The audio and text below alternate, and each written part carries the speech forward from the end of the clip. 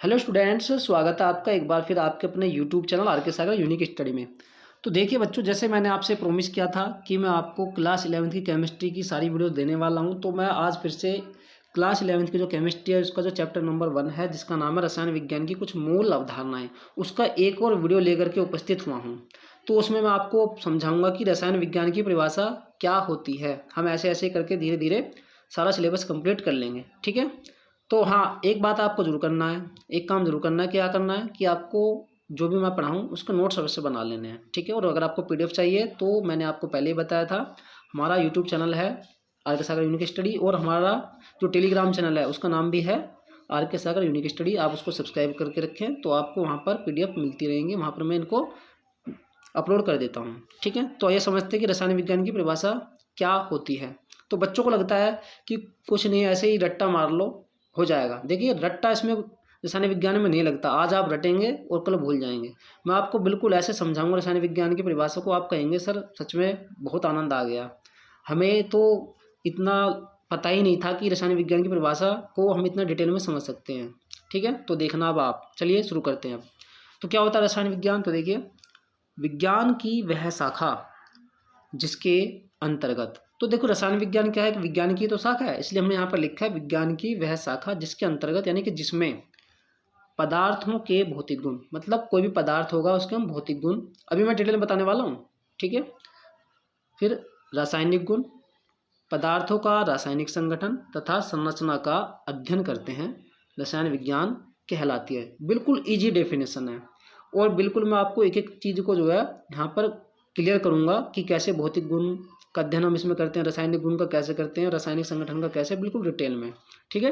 तो अभी आपको सिर्फ परिभाषा को देखना है। क्या बताया मैंने कि विज्ञान की वह शाखा जिसके अंतर्गत पदार्थों के भौतिक गुण, रासायनिक गुण, पदार्थों का रासायनिक संगठन तथा संरचना का अध्ययन करते हैं, रसायन विज्ञान कहलाती है।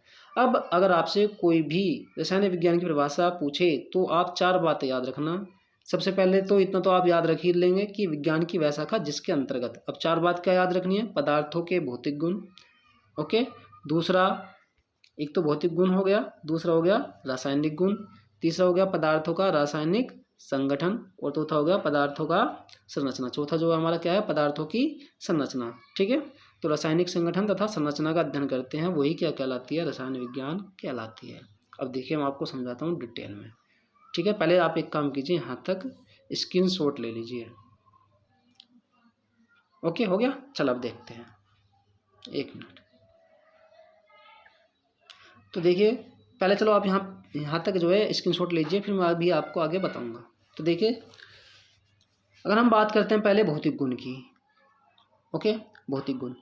तो अगर मैं भौतिक गुण में देखो जल को लेता हूँ, जल को मैं इसलिए ले रहा हूँ क्योंकि आप जो जल है, जल को दैनिक जीवन में देखते हैं। देखिए, मैं आपको एक बात बता दूँ, अगर आप किसी भी सब्जेक्ट को अपनी डेली लाइफ यानी कि दैनिक जीवन में जो आप देखते हैं उसको देख करके उस पढ़ाई को करते हैं, जो आप दैनिक जीवन में करते हैं, तो आपको जो विज्ञान है, साइंस है, वो बहुत अच्छे समझ में आती है। क्योंकि आप सभी जानते हैं कि रसायन क्या है, मतलब विज्ञान क्या है, एक प्रूव यानी सिद्ध की हुई चीज़ें हैं। अगर आप उनको अपने डेली लाइफ से जोड़ेंगे, जो आप घर पर करते हैं, उन्हें देखते हैं, तो आपको बहुत ईजी लगेंगी ये सब चीज़ें।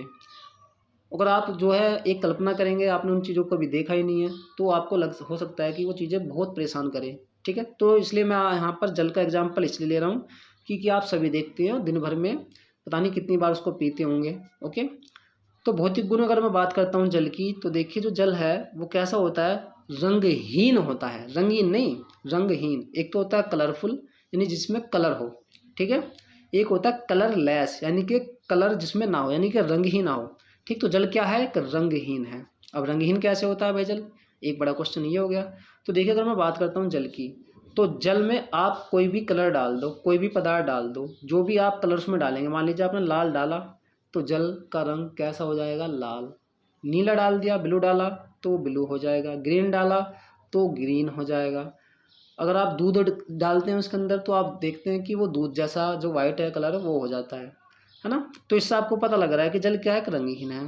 इसके बाद मैं बात करता हूँ गंधहीन है। गंधहीन का मतलब क्या? जिसमें कोई गंध ही ना हो, स्मेल ही ना हो, ठीक है। तो जल क्या है? गंधहीन है। कैसे पता लगेगा? आप देखते हैं कि आप जल के अंदर जो भी पदार्थ डालते हैं आपको उसी की स्मेल, उसकी गंध उसमें से आती है। मान लीजिए दूध आपने जल में मिलाया तो आपको दूध की स्मेल आएगी। अगर आपने उसके अंदर छाछ या मट्ठा मिला दिया तो आपको उसके अंदर उसकी स्मेल आएगी, है ना। तो आप जो भी पदार्थ उसके अंदर डालेंगे आपको उसमें से उसी गंध आएगी। ठीक, तो हम कह सकते हैं कि जल क्या है, गंधहीन है, रंगहीन है। साथ में ये क्या है, स्वादहीन। तो जल क्या होता है, ये स्वादहीन भी होता है, मतलब टेस्टलेस है। आप उसके अंदर जो भी पदार्थ मिलाते हैं, मान लीजिए दूध मिलाया तो दूध का स्वाद आपको आएगा, टेस्ट आएगा। मान लीजिए आपने मट्ठा मिलाया तो मट्ठे का टेस्ट आएगा। तो जो भी पदार्थ आप उसके अंदर मिलाएंगे आपको उसी का टेस्ट उसमें आता है। ठीक है, तो जल क्या है, रंगहीन भी है, गंधहीन भी है, स्वादहीन भी है। ये सब क्या है उसके, ये सब उसके भौतिक गुण हैं। समझ में आ गई ये बातें। ठीक है, अब जानते हैं हम रासायनिक गुण के बारे में। तो रासायनिक गुण क्या होता है, ठीक है। तो देखिए रासायनिक गुण के बारे में हम बात करते हैं। तो देखिए ये जल है, जल, ठीक है। और जल के साथ में हमें अभिक्रिया करवानी है किसकी, शर्करा की। किसकी, शर्करा, या आप कह सकते हो चीनी, चीनी का फॉर्मूला है। ठीक, तो रासायनिक गुण क्या होता है, देखिए भौतिक गुण जो होता है वो तो होता है जिसे आप देख करके बता दें, या फिर आप ये कह सकते हैं कि अगर कोई पदार्थ अपनी सामान्य अवस्था में फिर से आ जाए वो उसका क्या है, भौतिक गुण है। रासायनिक गुण क्या होता है, अगर वो एक बार अभिक्रिया हो गई, ठीक है, यानी कि आप ये कह सकते हैं कि अगर कोई पदार्थ दूसरे पदार्थ में बदल गया तो आप उसको वापस से पहले पदार्थ में नहीं ला सकते। जैसे कि मैं बात करता हूँ, दूध को अगर आपने दही बना दिया तो क्या आप वापस दही से दूध बना सकते हैं, बिल्कुल नहीं बना सकते। क्लियर। तो दूध से दही का बनना ये एक क्या है, उसका एक रासायनिक गुण हो गया ये। समझ में आ गई बात, क्योंकि दूध की फेज अलग होती है और रासायनिक गुण में, है ना, उसमें, और जो दही है वो अलग होता है, यानी कि दूध के गुण अलग होते हैं और दही के गुण अलग होते हैं। होते हैं कि नहीं होते हैं, बताइए आप। ठीक है, तो ये बात आपको समझ में आ गई होगी। ठीक है, और भौतिक गुण में मैंने अभी आपको क्या बताया कि भौतिक गुण वो होता है कि जिसमें कोई पदार्थ था जिस अवस्था में, आप उसको वापस से उसमें कन्वर्ट कर दें। जैसे मैं जल की बात करता हूँ, जल को आपने बर्फ बना दिया तो बर्फ से आप वापस जल भी तो बना सकते हैं। या गैस थी, कोई गैस को आपने द्रव में चेंज कर दिया तो द्रव से आप वापस वाष्प के रूप में उसे गैस भी तो बना सकते हैं। ठीक है, तो ये है इसका भौतिक गुण, ये है रासायनिक गुण। समझ में आई ये बातें, नहीं आई, ठीक है। अगर समझ में आए तो कमेंट जरूर करना। तो देखिए अगर मैं बात करता हूँ रासायनिक गुण में, तो देखिए अगर मैं शर्करा के अभिक्रिया कराऊँ किससे, जल से, तो ये ग्लूकोज और फ्रक्टोज बनते हैं। क्या बनते हैं, ग्लूकोज और फ्रक्टोज बनते हैं। देखिए रिएक्शन कैसे हुई ये आपको नहीं समझना, ये आपको आगे समझाया जाएगा। फिलहाल बस मैं आपको सिर्फ ये समझाना चाह रहा हूँ कि उसका रासायनिक गुण क्या है। तो देखो ये जल का एक क्या है, रासायनिक गुण है। जल क्या है, शर्करा के साथ, शर्करा का ये, या चीनी भी कह सकते हो आप, जो घर में होती है आपके वो। ठीक है, तो जल शर्करा के साथ में क्या अभिक्रिया करके क्या बनाता है, ग्लूकोज और फ्रक्टोज। चाहे तो आप इनका सूत्र याद कर सकते हैं, शर्करा का C12H22O11, है ना, और जल तो आपको पता ही होगा, ग्लूकोज का C6H12O6 और फ्रक्टोज का भी यही होता है C6H12O6। इन दोनों के अनुसूत्र हैं और ये समान होते हैं। इनमें क्या अंतर होता है ये आपको क्लास 12th में पता लगेगा। ठीक है, तो ये दो चीज़ें आपको समझ में आई। अब देखते हैं तीसरा। देखिए तीसरा जो होता है इसका वो होता है रासायनिक संगठन। तो अगर हम रासायनिक संगठन की बात करें तो देखिए जो H2O है, जल का सूत्र आप सभी को पता है क्या होता है, H2। और जो जल है वो दो तो हाइड्रोजन के परमाणु, तो आप देख रहे हैं इसमें H2, यानी कि हाइड्रोजन कितने परमाणु हैं, दो ही तो हैं, देख लो दो है ना यहाँ पर। तो H2O दो हाइड्रोजन के परमाणु, ठीक है, और वह एक ऑक्सीजन के परमाणु से मिलकर बना है। तो आप देख सकते हैं इसमें ये रहा, एक ही तो ऑक्सीजन है। ठीक है, तो ये इसका रासायनिक संगठन होगा। मतलब रासायनिक संगठन कोई भी यौगिक जिन तत्वों से मिलकर बना होगा उसे हम उसका क्या कहेंगे, रासायनिक संगठन। तो आप कह सकते हैं कि जल में जो इनका अनुपात है हाइड्रोजन और ऑक्सीजन का वो कितना है, 2:1। ठीक है, समझ में आया। अब बात करते हैं इसकी संरचना की, जल की। तो देखिए जो जल की संरचना है वो इस प्रकार से होती है।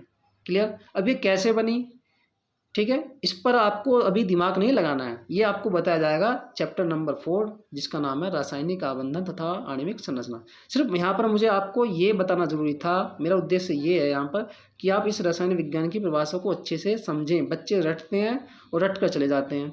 तो देखो अब इसमें मैंने आपको बिल्कुल जो जो बातें इसमें बताई हैं उन सबका डिटेल में आपको बताया, भौतिक गुण, रासायनिक संगठन और संरचना।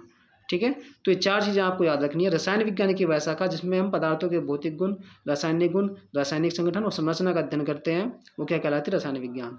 अब आपसे कोई भी पूछेगा ना तो आप एकदम बताएंगे और बिल्कुल उनको जो क्या कर देंगे, सेटिस्फाई कर देंगे बिल्कुल बता करके। ठीक है, क्योंकि यहाँ पर आपने रटना नहीं सीखा है, चीज़ों को समझना सीखा है। ठीक है, तो बच्चों स्क्रीनशॉट लीजिए और मैं मिलूंगा आपको नेक्स्ट क्लास में वीडियो नंबर 3 में। ठीक है, तो बच्चों अगर आपको लगता है कि आपको हमारी वीडियो अच्छी लग रही है तो हमारे चैनल को लाइक करें, है ना, और हमारी वीडियो को लाइक करें, चैनल को सब्सक्राइब करें, और अभी ने जो सभी आपके साथी हैं उनमें अवश्य शेयर करें। और आपसे कुछ क्वेश्चन है वो आपको बताने हैं। तो जल के जो भौतिक गुण मैंने आपको बताई हैं वो आपको कमेंट में लिखना है। दूसरा, आपको ये भी बताना है कि जल की अगर हम शर्करा से विक्रिया कराते हैं तो क्या बनता है। तीसरा, ये बताना आपको कि जल का रासायनिक संगठन क्या होता है। साथ में आपको शर्करा का भी रासायनिक संगठन लिखना है, ठीक है। और लास्ट में आपको बताना है कि जो जल की संरचना होती है, ठीक है, वो किस प्रकार की होती है, ठीक है। तो बच्चों, मैं मिलता हूँ आपको नेक्स्ट वीडियो में। तब तक के लिए नमस्कार, जय हिंद, जय भारत। अपना ख्याल रखें, सुरक्षित रहें।